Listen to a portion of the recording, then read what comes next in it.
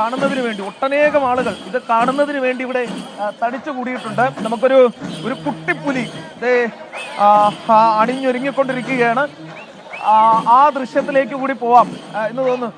നേരെന്താ പുലിയുടെ തേക്കിൻകാട് ഇളക്കി മറിക്കും നമ്മളല്ലേ?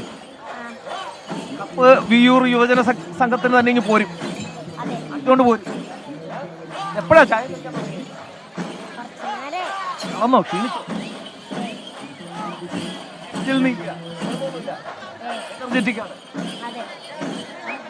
അച്ഛനും പുലിയാണ് കേട്ടോ. അതെ അതെ അനുജ ഒരു പ്രത്യേകത ഉള്ളത് അച്ഛനും മോളും ഒരുമിച്ച്, അതായത് അച്ഛൻ പുലിയും മകൾ പുലിയും ഒരുമിച്ചിറങ്ങി. അത്ര പേരുന്ന രമേശൻ പുലിയും മകളും ഒരുമിച്ചാണ് ഇത്തവണ തേക്കിൻകാടിനെ ഇളക്കി മറിക്കാൻ ഇറങ്ങുന്നത്. മോളുടെ പേരെന്താ? ആരാധ്യ. ഓക്കെ, ഇത് ആദ്യമായിട്ടാണോ പുലിവേഷം കിട്ടുന്നത്? രണ്ടാമത്തെ വട്ടം പുലിവേഷം കെട്ടുകയാണ്. ഇങ്ങനെ ഒട്ടനവധി കൗതുകങ്ങൾ കൂടിയുണ്ട് നമ്മുടെ ഈ പുലിക്കളിക്ക് നമ്മൾ എത്തുമ്പോൾ. അത് ആദ്യമായി കിട്ടുന്നവരുണ്ട് കുടുംബമായി, അതായത് അച്ഛനും മകനും ഒക്കെ തന്നെ, അതായത് അല്ലെങ്കിൽ അപ്പൂപ്പൻ, മകൻ, കൊച്ചുമകൻ, അങ്ങനെ പുലിവേഷം കെട്ടുന്നവരുണ്ട്. ഈ ഓണാഘോഷത്തിന്റെ സമാപനം കുറിച്ചുകൊണ്ട് നടക്കുന്ന ഈ പുലിക്കളി അത് വളരെ ആവേശത്തോടു കൂടി അല്പസമയത്തിനകം സ്വരാജ് റൗണ്ടിലേക്ക് എത്തും. തേക്കിൻകാട് മൈതാനം ഒന്നാകെ ഇളക്കി മറിച്ചുകൊണ്ടെത്തും.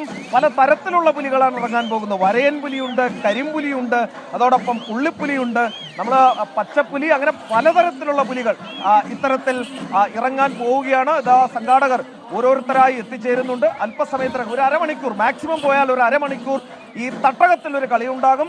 അതിനുശേഷം നേരെ സ്വരാജ് റൗണ്ടിലേക്ക് പോകും.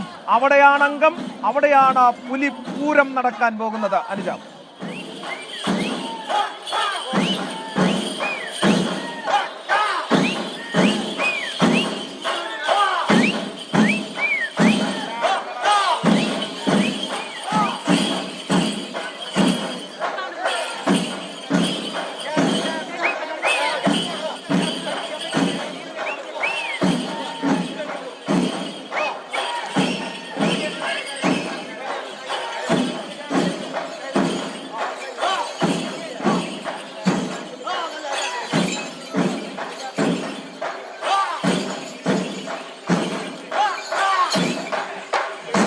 അല്പസമയത്തിനകം പുലികൾ ഇറങ്ങുകയാണ്. ഒരുക്കങ്ങളൊക്കെ അന്തിമഘട്ടത്തിലാണ്. 7 ദേശങ്ങളിൽ നിന്നുള്ള സംഘങ്ങളിലെ പുലികളാണ് ഇറങ്ങുന്നത്. 300-ലേറെ പുലികൾ നഗരം കീഴടക്കാൻ ഇറങ്ങുകയാണ്. അല്പസമയത്തിനകം പുലികൾ ഇറങ്ങും. പിന്നീട് അത് സ്വരാജ് റൗണ്ടിലേക്ക് എത്തുന്നു. സ്വരാജ് റൗണ്ടിൽ നിന്ന് തേക്കിൻകാട് മൈതാനിയിലേക്ക്, അങ്ങനെയാണ് അത് സമാപിക്കുന്നത്. ഓണാഘോഷത്തിന് സമാപനം കുറിക്കുന്നത് കൂടിയാണ് തൃശ്ശൂരിലെ ഏറ്റവും പ്രസിദ്ധമായ പുലിക്കളി.